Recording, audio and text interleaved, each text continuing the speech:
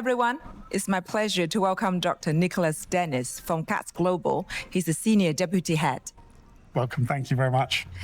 We have a few questions from our students and parents. So the first question is, there are so many things students seem to be doing these days. Mm-hmm. They attend lectures, they undertake internship, they do online courses, but how can they turn all of these experience into convincing evidence for their UCAS applications? No, it's a very good question, and it's a question that we get asked all the time. So what I would encourage students and families to think about is not consider it as a list of things to be done, but really what's changed as a result of doing the internship or reading a book or experiencing something, because that really shows academic growth and intellectual growth.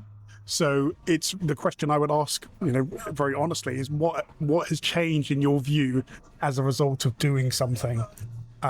And the UCAS form in the UK actually asks that of you as well. So really, to be very frank, it is anyone can do that list, but what has changed in you as a result of doing those activities? And that's what I would expect students to talk about, how it challenged their views on a particular idea, or change their view on the profession, or led to more questions. And that's what you really want to see in a really good student, that they have more questions than answers, in my view. There is a few keywords we hear quite often, and one of them is intellectual curiosity. Such a big word, right? In your opinion, what do university mean when they say they would like to see intellectual curiosity in the application of the student when they want to get an offer from that university? Yeah, I mean, that's also a very good question. I suppose it links to the first question about what's changed in their perception of the world. Students are very good, and if they go to a good school, the school will help them master the syllabus of the course that they're doing. What intellectual curiosity means is going beyond the syllabus, beyond the curriculum, and asking some key questions. So if you've read a book and you think, oh, well, that's really interesting, is, maybe looking at the footnotes and saying, well, how did they arrive at that particular argument? And then looking at that argument and where it came from.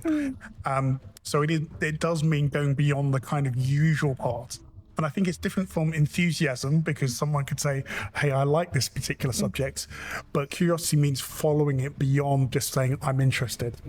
And so it's being, I suppose, curious and rigorous, but making sure that you're following that and asking more questions than having answers again. So I think for me, a curious student or intellectually curious student is someone who sees difficult problems as a gift, and they say, well, I don't really understand that, but I'm going to go and find out what that means, and different perceptions and different ideas to explain this particular thing.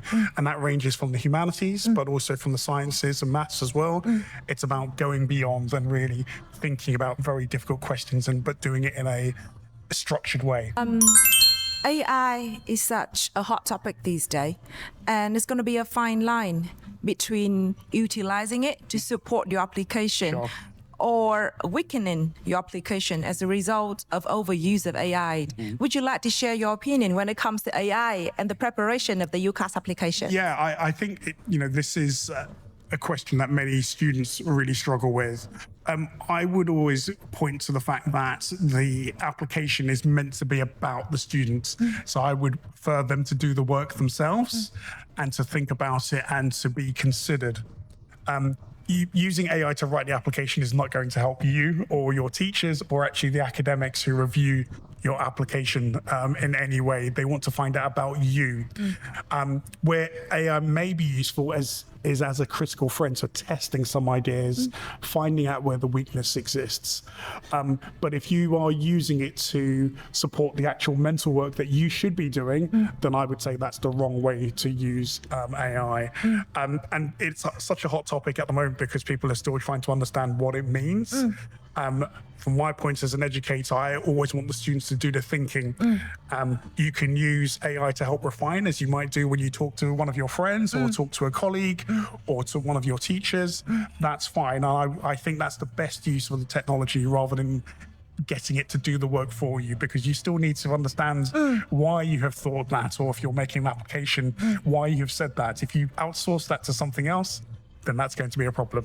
So at First Edvisor, we actually care a lot about the journey beyond just the A-level program. Winning an offer is very important. At the same time, thinking even beyond that, what happened to your career? And then, all the follow-up steps. So what sort of advice can you give to a 12, year 13 students preparing for the application, but at the same time, thinking ahead regarding to their journey at the university and for their career? Yeah, so I think the key thing is that the offer is the hurdle that they need to jump over, but it's not the end point of the process. And I think what really good schools do is move from the teaching phase, because that's our job, to really helping you become intellectually curious. And so you own that kind of learning journey as well. And at year 12 to year 13 is a key transition point, because when you get to university, they will expect you to do all the work yourself. So I think a really good school, and as we do at CATS, we really help students prepare for that transition and give them the tools on the way, so they can actually use that later on in school, at university, but also life afterwards. So you're right. An education should prepare you for life. And schools can do that. Some just focused on the curriculum, but I think a really good exceptional school thinks about that longer journey. We just don't care about you getting the grades. It's what you do afterwards, and what kind of adult you're going to be, what impact you're going to have on the world. And so those skills about learning rather than being taught are really, really important.